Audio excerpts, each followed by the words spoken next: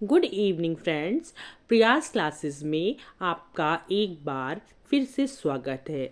हम अपने सामान्य हिंदी की सीरीज़ में आज जयशंकर प्रसाद का श्रद्धा मनु नामक शीर्षक की कविता को पढ़ेंगे। तो पहले समझते हैं कि श्रद्धा मनु का कॉन्सेप्ट क्या है। श्रद्धा मनु का कॉन्सेप्ट जो है वो एडम और ईव की कहानी से प्रेरित है। इसमें ये दिखाया गया है कि कोई सुनसान जगह है जहाँ पर चारों तरफ पानी ही पानी भरा हुआ है।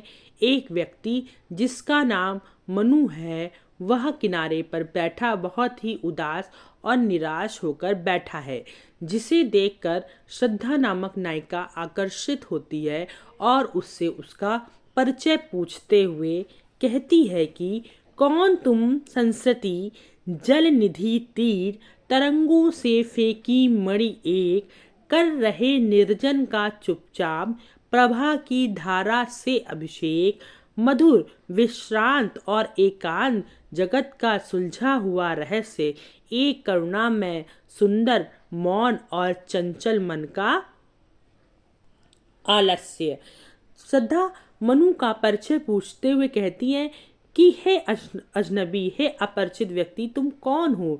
जिस तरह सागर जलनिधि, जलनिधि मतलब सागर या समुद्र की लहरें जो होती हैं मणि को बाहर निकाल के फेंक देती हैं, उसी प्रकार तुम इस निर्जन प्रदेश में अकेले बैठे क्या कर रहे हो। कर रहे निर्जन का चुपचाप प्रभा की धारा से अभिषेक। और तुम एक जिस प्रकार कोई मणि समुद्र के किनारे को अपनी प्रकाश से प्रकाशित करती है या अपनी चमक से उसको आलोकित करती है, उसी प्रकार तुम चुपचाप होकर भी या इस निर्जन प्रदेश को अपनी आभा से या अपनी चमक से यहाँ को प्रकाशित कर रहे हो। मधुर विश्रांत और एकांत जगत का सुलझा हुआ रहस्य। हे अजनबी, तुम रहस्यमयी हो, परंतु तुम्हारी मुखाकृति और तुम्हारे भाव इस रहस्य को सुलझा रहे हैं। मतलब मैं तुमको जानती नहीं हूँ, लेकिन तुम्हारी मुख आकृति और जो तुम्हारे चेहरे के भाव है उन वो तुम्हारे रहस्य को बता रहे हैं।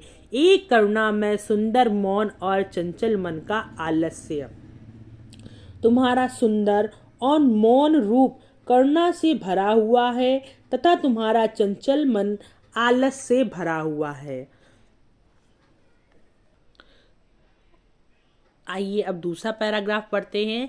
और देखा वह सुंदर दृश्य नयन का इंद्रजाल अभिराम, कुसुम वैभव में लता के समान चंद्रिका से लिपटा घन श्याम हृदय की अनुकृति वाहे उदार एक लंबी काया उन्मुक्त मधुपवन क्रीडित ज्यो शिशुशाल सुशोभित हो सौरभ संयुक्त। यहाँ पे क्या कह रहे हैं, जब श्रद्धा मनु से उनका परिचय पूछती हैं तो मनु उनकी ओर देखते हैं और उनके सौंदर्य को देखकर या उनकी सुंदरता को देखकर उसकी ओर आकर्षित होते हैं। तो वही कवि कह रहा है, और देखा वह सुंदर दृश्य नयन का इंद्रजाल अभिराम, की श्रद्धा को देखे ने जब वो श्रद्धा की देखा वह सुंदर दृश्य जब वो श्रद्धा को देखते हैं तो नयन का इंद्रजाल अभिराम, जो श्रद्धा की आंखों का जादू है वो उन्हें अपनी ओर आकर्षित कर लेता है। वह श्रद्धा मनु को किसी कुसुम वैभव में लता के समान, जैसे कोई लता फूलों से लदी हुई लता हो के समान, और चंद्रिका में लिपटा घनश्याम, यानी कि जो चांदनी में लपेट, ऐसे लगता है बादल का कोई टुकड़ा चांदनी लपेटे हुए उनके सामने खड़ा हो। कुसुम वैभव में लता के समान, यानी कि कोई लता, कोई बेल जो है वो फूलों से लदी हुई है, कि लदी हुई जब बेल में फूल लगते हैं तो बहुत ही सुंदर लगती है, तो वही गहने के समान सुंदर लग रही है। और जो उनका रूप है, चंद्रिका से लिपटा हुआ घनश्याम, यानी कि जैसे कोई बादल का टुकड़ा जो है वो चांदनी से लिपटा हुआ। हृदय की अनुकृति वाहे उदार, एक लंबी काया उन्मुक्त। हृदय की अनुकृति, जितना विशाल और महान उसका हृदय है, उसी की तरह अपने हृदय के समान जैसी वो अंदर से है, वैसे ही वो बाहर से भी बड़े शरीर वाली और उन्मुक्त है। जैसे कोई मधुपवन क्रीड़ित जो शिशुशाल सुशोभित हो, सौरभ संयुक्त, मतलब जब कोई छोटा पौधा होता है, हवा चलने पे क्या होता है, वो लहराने लगता है। ऐसे ही श्रद्धा भी मधुपवन कीड़ित, ऐसे ही श्रद्धा भी किसी शिशु, शिशु यानी छोटे, वैसे बच्चा होता है शिशु का मतलब, लेकिन यहाँ पे क्या होगा, छोटे पौधे, साल, जो साल एक वृक्ष होता है, तो साल के छोटे वृक्ष के समान जो है हवा से में खेल रही है और सुशोभित हो, और उसकी महक सब जगह सुशोभित हो रही है। नील परिधान विच सुकुमार, खुल रहा मृदुल अध खुला अंग, खिला हूँ जो बिजली का फूल, मेघ बन बीच गुलाबी रंग। ओ वह मुख पश्चिम के व्योम, बीच जब घिरते हो घनश्याम, अरुण रवि मंडल उनको भेद दिखाई देता हो छविधाम। घिर रहे थे घुंघराले बाल, अंश अवलंबित मुख के समान, नील घन श्यामक से सुकुमार, सुधा भरने को विधु के पार।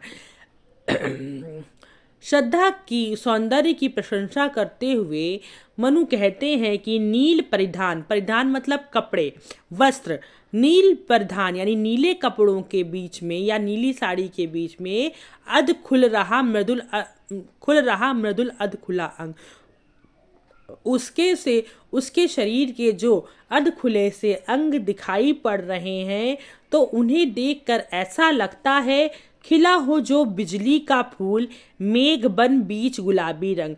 ऐसा लगता है जैसे काले नीले मेघों के बीच में कोई गुलाबी बिजली का फूल खिला हो। ओ वह मुख पश्चिम के व्योम, बीज जब घिरते हो घनश्याम, और उसका मुंह जो है जब पश्चिम की ओर, मतलब जब शाम को सूरज ढलता है तो वह लाल रंग का हो जाता है, उसी प्रकार उसका जो मुख है या मुंह है वो भी ऐसा लग रहा है जैसे आकाश में काले बादलों के बीच में शाम पश्चिम दिशा के सूर्य के समान लाल दिख रहा है। अरुण रवि मंडल उनको भेद दिखाई देता हो छविधाम।